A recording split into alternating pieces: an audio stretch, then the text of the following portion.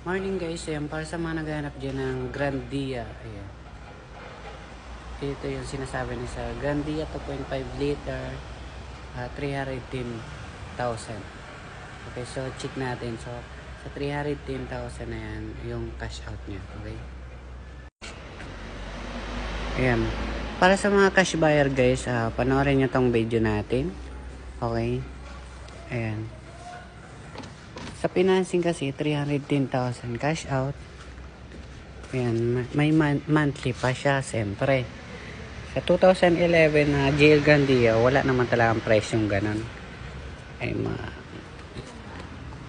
ayan. Kung mga cash buyer kayo guys, is nasa 770,000 pa to. Ilalagay ko na lang dyan sa description yung buong details niya, okay?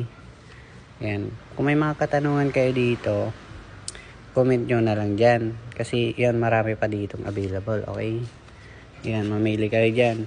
May bago na kaming BIOS dito, ayan. Yung nagtatanong ng BIOS.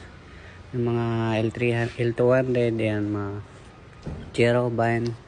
So, comment kayo dyan sa baba. Kasi, inattest ko na kayo sa mga tinatanong nyo. Okay? So, thank you guys.